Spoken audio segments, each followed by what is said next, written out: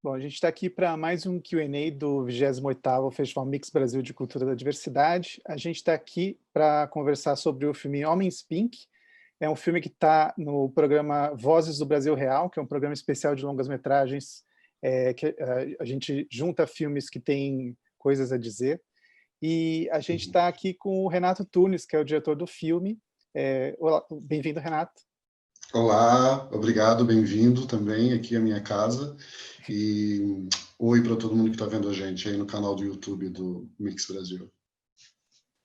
Bom, eu queria começar falando dessa escolha, desse recorte geracional que você fez, né? Porque o Homens Pink fala basicamente de homens acima de 50 anos, né? Por aí, nessa faixa para cima. Você não sendo uma pessoa dessa faixa, eu queria que você comentasse assim, por que você escolheu falar dessa geração especificamente?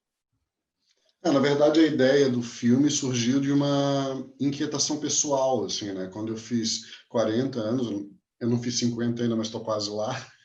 Quando eu fiz meus 40 anos, eu comecei a refletir um pouco. Eu acho que é um processo natural para todo mundo, né? Quando chega assim na maturidade, começar a refletir sobre coisas que a juventude não, né, não reflete, assim como o futuro, né, como vão ser as coisas, como é essa coisa da passagem do tempo, como que o tempo atua nas diversas ordens da nossa vida, assim, na coisa social, na coisa física, na saúde, no corpo, na estética, em tantos, né, em tantas coisas que a passagem do tempo causa na nossa cabeça dúvidas e questionamentos, assim, né?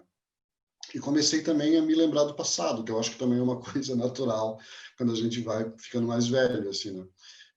Enfim, muitas lembranças sobre quando eu era muito jovem e comecei, assim, a exercitar minha sexualidade, né? A sair, a frequentar lugares, né, de frequência gay e tal.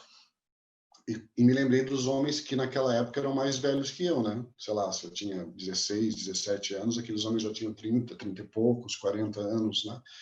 E me lembrei muito deles, assim, me lembrei de como eles eram importantes, assim, para mim na formação do meu imaginário enquanto um homem gay, assim, né?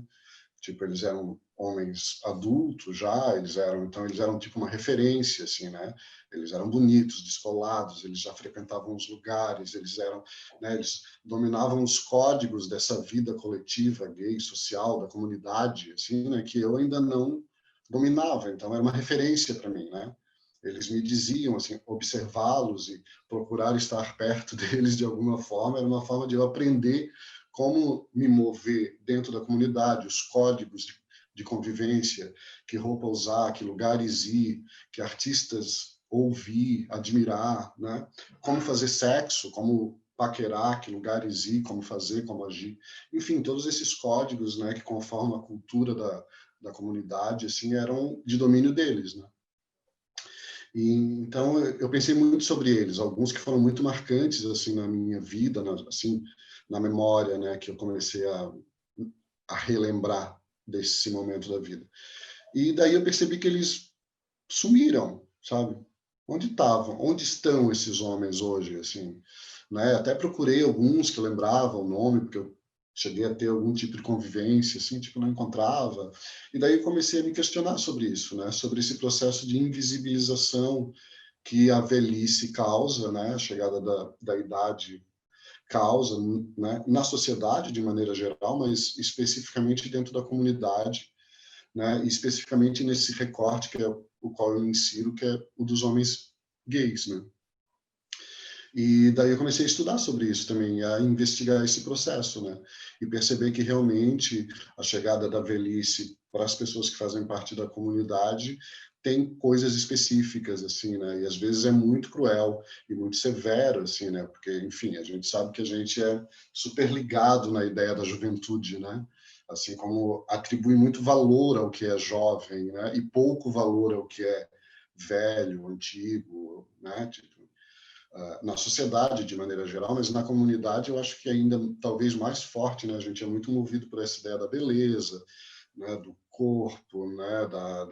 Da coisa né? Do corpo atraente, que está condicionado a um padrão que é jovem, né? De maneira geral, é o que a gente vê representado na mídia, né?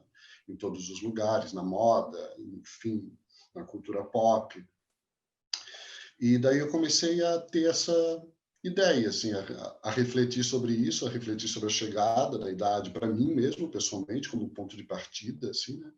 E depois eu tive a ideia de encontrar homens, procurar e encontrar esses homens, né, que hoje estariam já passando dos 60 anos, né? Então eu tenho no filme homens de 60 e homens de quase 80 anos, assim, né? Então é esse recorte, assim.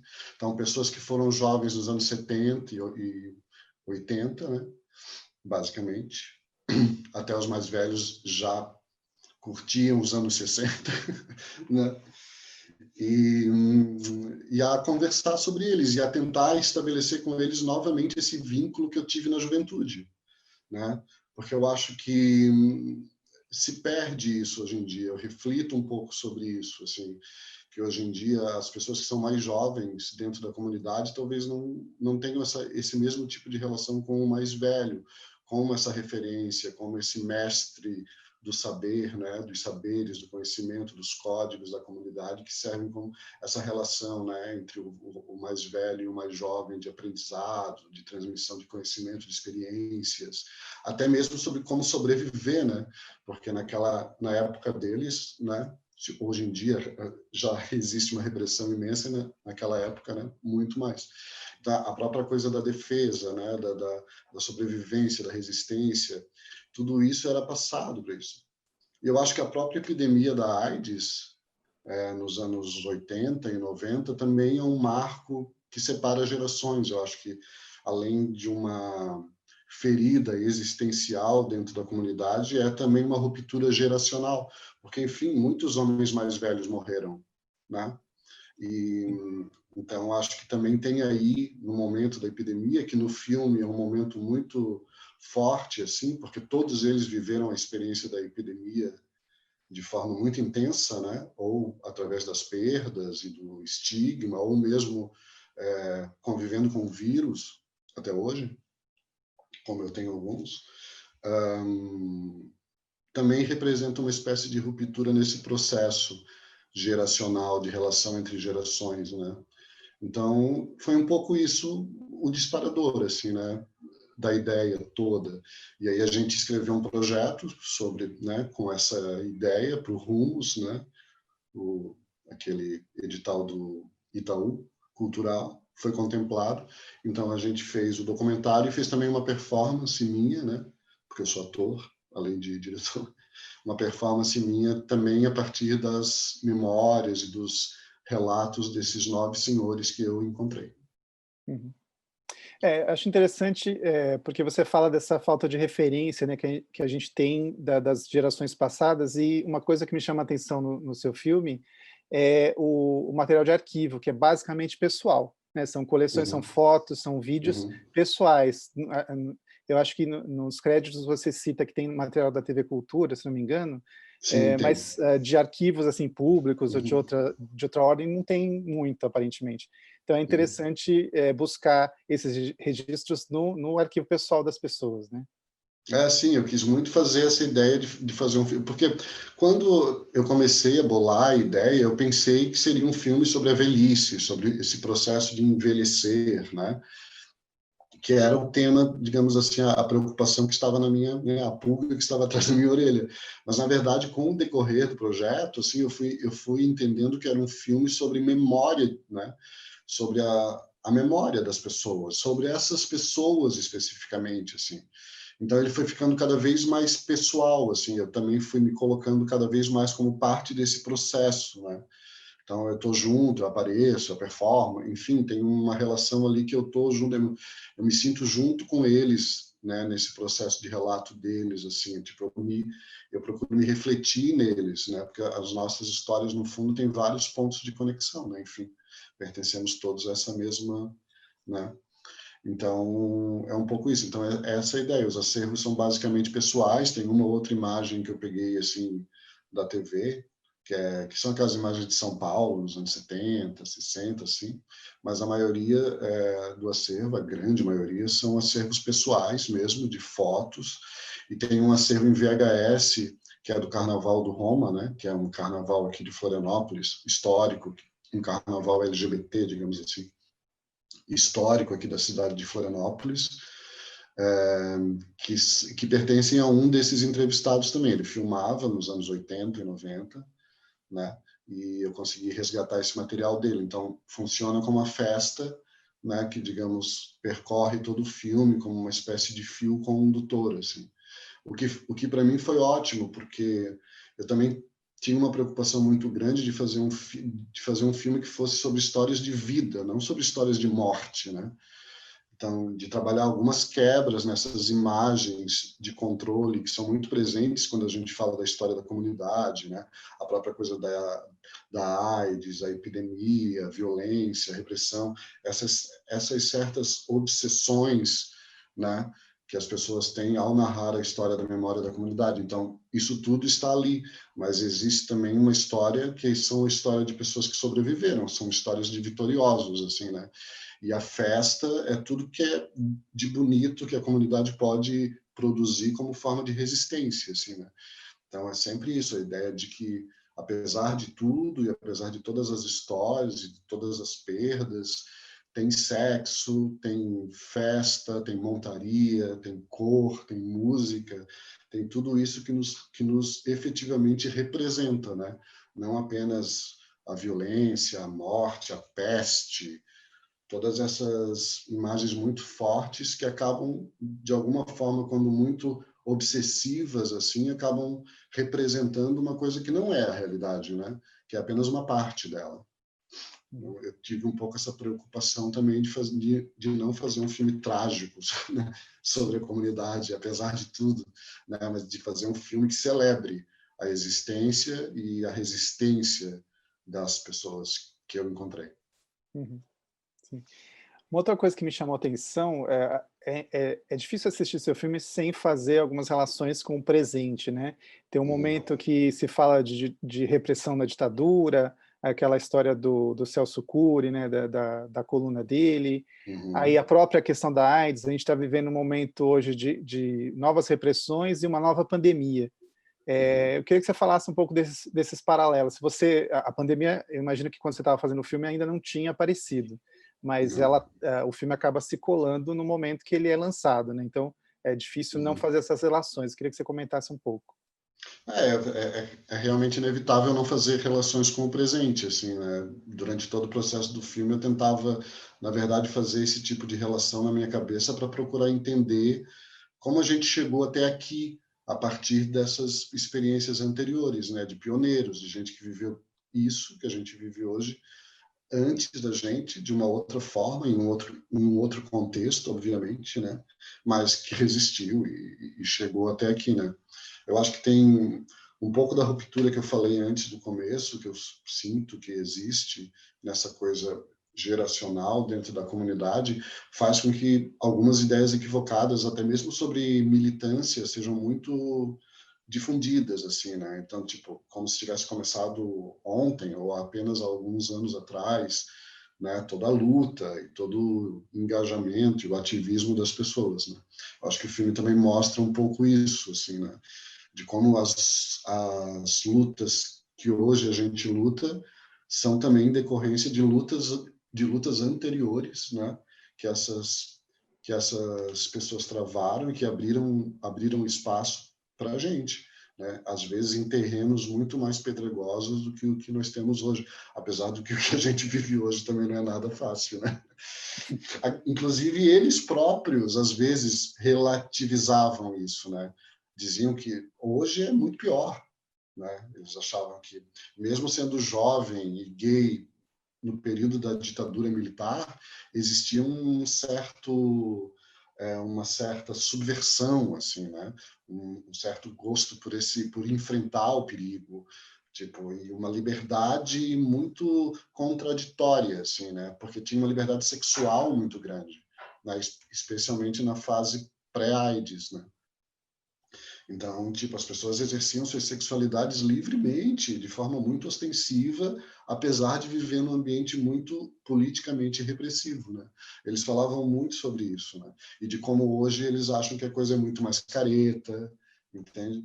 Que os processos são muito mais burocráticos. Nossa, fazer sexo é um grande esforço, burocrático e sobre apesar de estar tudo tão disponível, né, com os aplicativos e todas essas formas contemporâneas de construir relacionamento, de fazer sexo e tal, para ele geralmente é uma coisa nossa.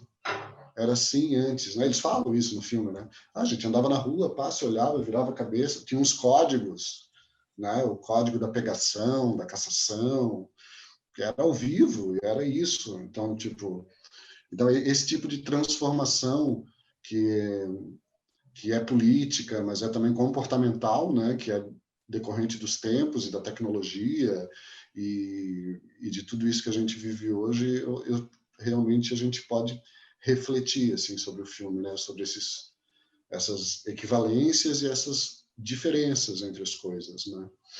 E na questão da AIDS também eu concordo. Existe né? Tem ali um dos entrevistados que convive com o vírus da AIDS há 30 e poucos anos, né? Tipo, ele realmente é um resistente no sentido literal da palavra, né? Tipo, ele realmente resistiu e está aí contando história para a gente hoje e viveu aquilo tudo intensamente, né? E hoje está ótimo de saúde, controlado, como pode acontecer. E ele reflete muito sobre como as pessoas lidam hoje com a história da AIDS, né? Ele fala muito, tipo, que ele conhece gays jovens que, tipo, sabe, que estão cagando para coisa, ou sabem que tem o vírus, que estão positivos, mas que não se trata e não sei o quê, não acredita. Enfim, tem toda uma onda, né, de ceticismo e de descuido que está renascendo, né?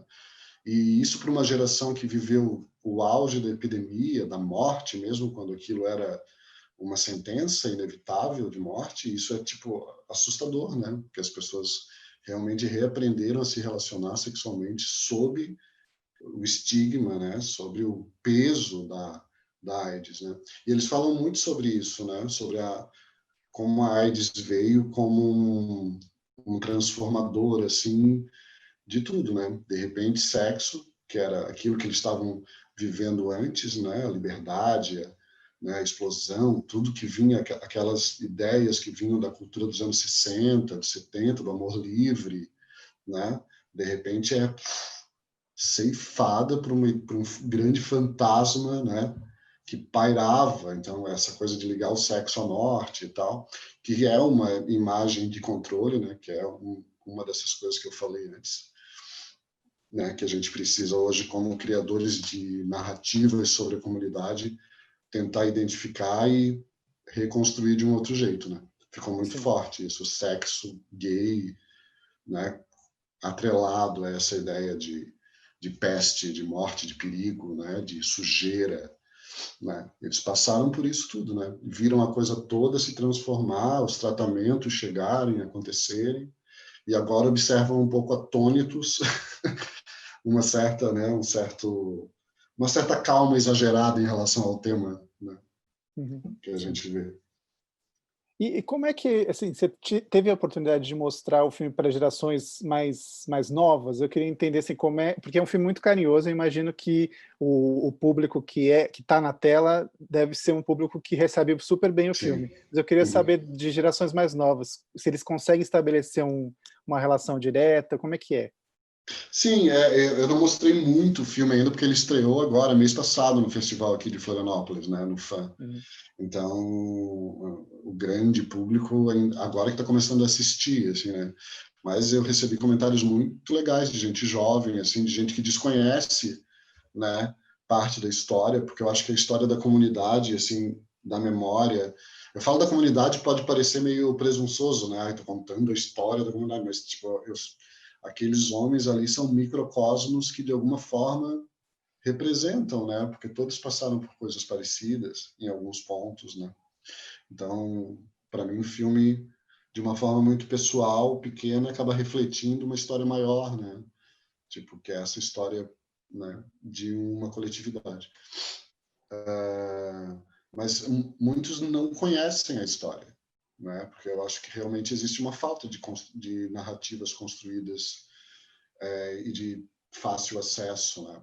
Agora está acontecendo essa onda, né? Tem séries, tem filmes, especialmente dentro da cultura americana, né?